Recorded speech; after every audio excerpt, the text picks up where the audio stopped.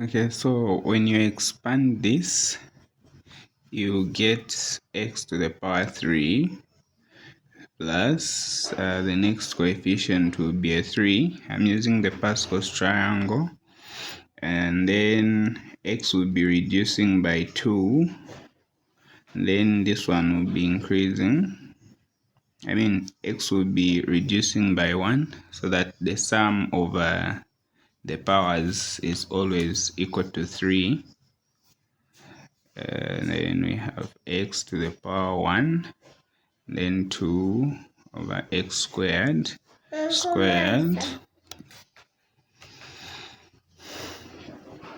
plus x to the power 0, then 2 over x squared to the power 3. So now when you simplify this one will be x to the power 3, then this one will be this times this is 6, then x squared and x squared will cancel out. Why? Because they have the same powers. So this is the term we're interested in this topic. So this one will be 2 squared multiplied by 2.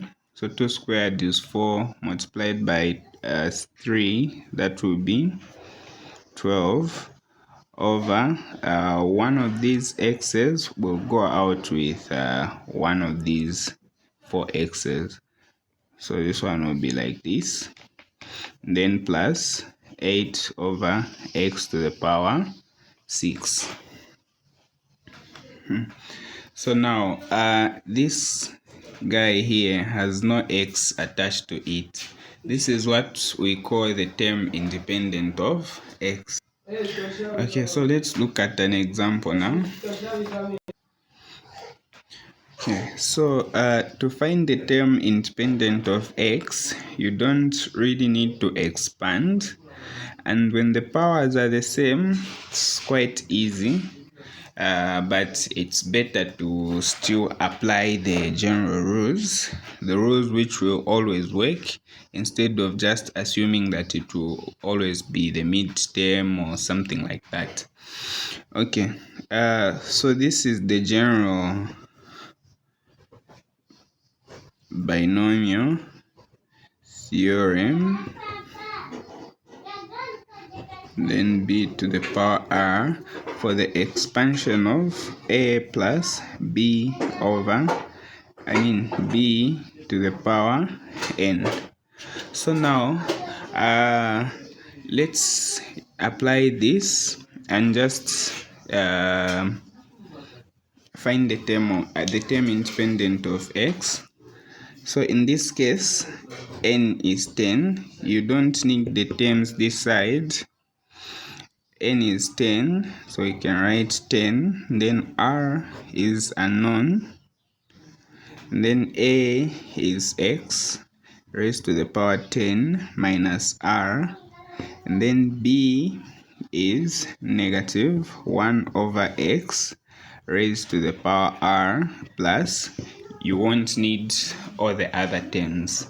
So now you want to simplify this a bit so that you have something like this: 10r x to the power 10 minus r multiplied by, you can say negative 1 to the power r over x to the power r. So now for this term to be independent of x, if you saw what happened in our opening statement, these two x's must cancel out. And for these two x's to cancel out, it means these powers must be exactly the same. You must have x squared multiplied by 1 over x squared, and then you can cancel them out. So once you have the same powers of x, then you'll be able to cancel them out. So in this case, when you look at this and that, we we want these two to be exactly the same, or else they won't be able to cancel out. So this is only possible when 10 minus r is equal to r. So once these powers are the same, then x is gone. It will be able to cancel out with the other x. So now let's solve for r. This will be r plus r, and then this will be 2r, making r to be a 5. So now that we know what the r is, we can find that term. So the term will be, you can just use this 10, choose r, and then x to the power 10 minus 5, which is our r, and then we have negative 1 to the power 5 over x to the power 5. So now when finding the r there, this one may not be required. Just thought I should mention that. And then you can just punch this one on your calculator and simplify this.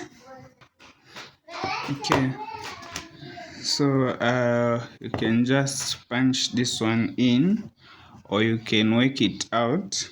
So this is 10 choose 5, which will give us 252 x to the power 10 minus 5, that's this. And then 1 to the power 5, since the power is odd, this will just be a negative. Then x to the power 5. So as you can see, the powers are the same now. So that means you can cancel them out and multiply these two numbers, so that that term which is independent of x is this. Let's look at another example. The procedure is always the same. Okay, so this is 2020 paper 1. I think that was question 7, because these questions are always on question 7 in paper 1. So find the term independent of x in the expansion of this. But this is pretty much the same. R is still 10. Let me just quickly do it. We are using this rule.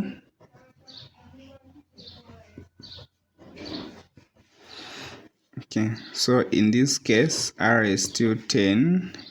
Then R is unknown. A is 3x. Yeah, maybe a little different, but the R is still the same. So let me just show you what to do when you have this. By the way, this should be an R. Okay, so you can leave this one alone, you don't need it. And then separate these two guys. The way we separated these when we had the negative sign there. So this one will be 3 raised to the power n minus r multiplied by x raised to the power n minus r. This is multiplying by 1 to the power r is still 1, so you can just leave it like that. Then x to the power r. So in order for these two to have the same powers, by the way, 10 here is, n here is a 10. These two must be the same. So you can ignore this. You just want the powers of x to be the same. Or may I say the indices of x to be the same. So when you solve for r will be a 5. So this is a basic equation. So to find the term where there is r, just put your 5 now, since you know what your r is, and then 10 minus 5, and then x to the power 10 minus 5 multiplied by 1 over x to the power 5. So now we found this. This was 252 multiplied by, this would be 3 to the power 5. 10 minus 5 is 5. Multiplied by x to the power 5 multiplied by 1 over x to the power 5. So as you can see, these two guys have gone. And then we have 252 multiplied by 3 raised to the power 5, which is 61,236, which is the term independent of x. So let's look at the last one, which is a bit unique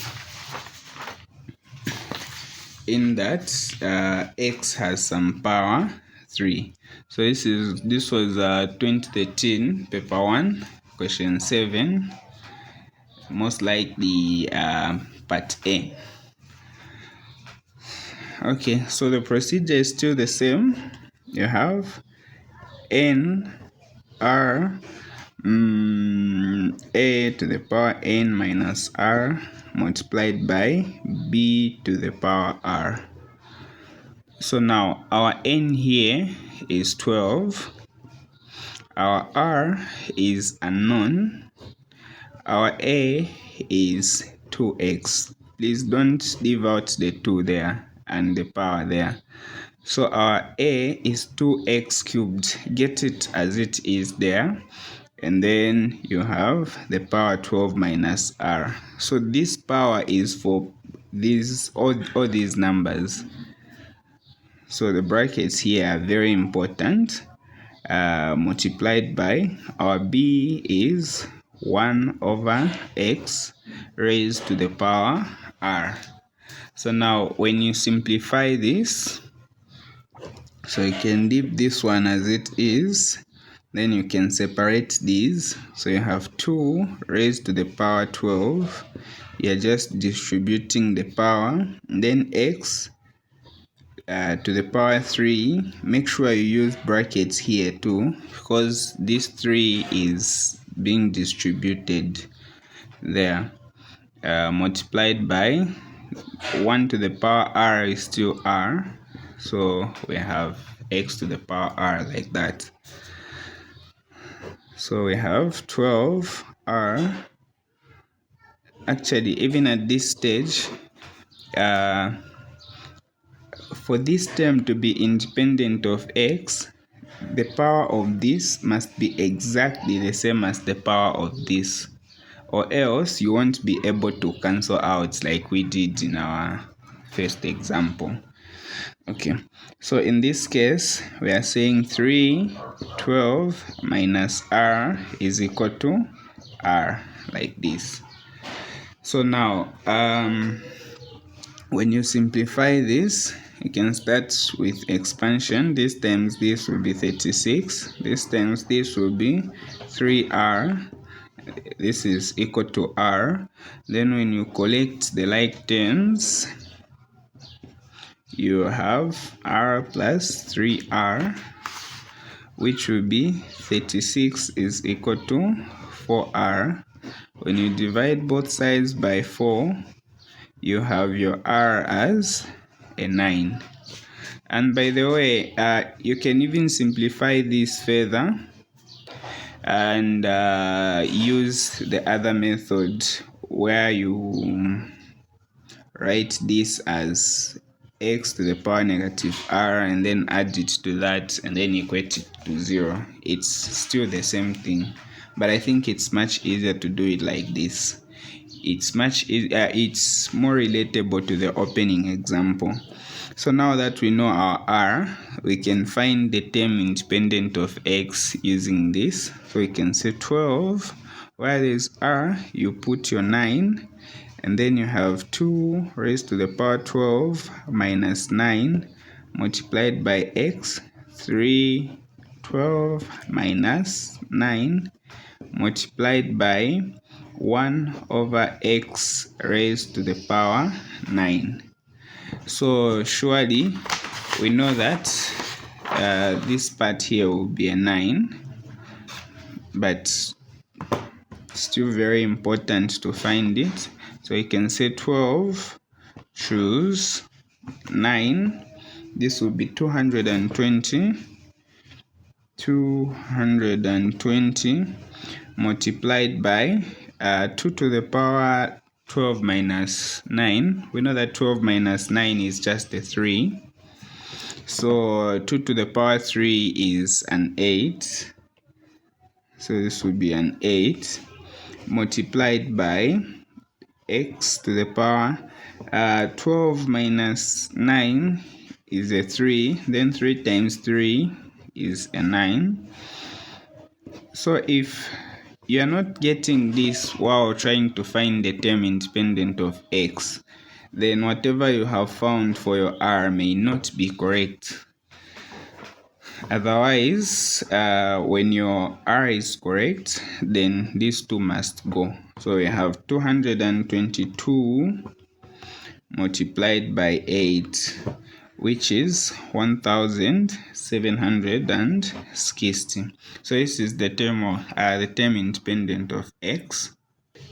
Okay, so now you can try these two examples out.